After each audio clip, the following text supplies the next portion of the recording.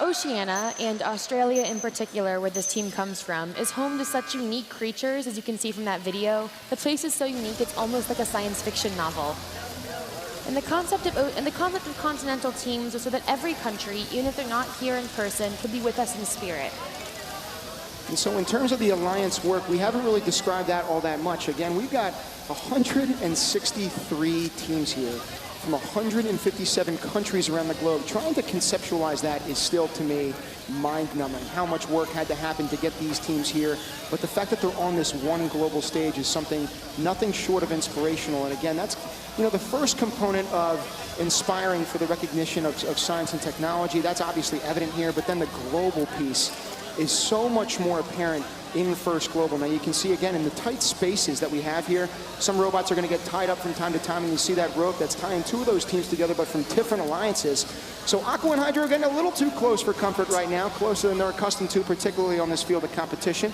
We've got Kenya right now that we're focusing on, getting into the middle of that river, scooping up as many of those water particles as possible. Yes, up on the bridge, you can see one of the Hydro Alliance members just finished dropping off the contaminant particles right into there. Guatemala getting 4 points every single time. Again, it drops one of those orange contaminants into that lab, so we're going to see if it can do that right now. Even the most simple of tasks up here, Katie, I know in terms of coding and robotics can be incredibly difficult. Can you comment on any of that?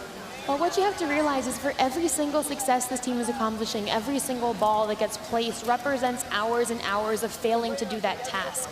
Robotics is not simple, and every single success has those failures behind them where they have to practice and change things just to get it exactly right. And when you only get 2.5 minutes to try to prove, you know, your mettle on this field, I'm sure that some mistakes are going to happen, particularly in the early rounds. But it's something that, you know, is a very steep learning curve for some of these teams. We've got 57, it's actually nearly 60 teams that have come here with no robotics experience prior to this competition. So it's not just about getting all these countries together, but as well as using robotics as a conduit to start getting them immersed in science and technology. It really is fantastic stuff. And as the game ends right here, we can see a couple teams preparing to attempt to hang. You can see Uruguay climbing up for those extra 5 points. Over on the Hydro Alliance, looks like we have Team Guatemala successfully in the air, as well as Team... Bolivia hanging on just at the very end. We'll see if they end up getting those 20 points. Team Oceania jumping, high-fiving for joy right now. 62-31, so a double-up effort for Hydro.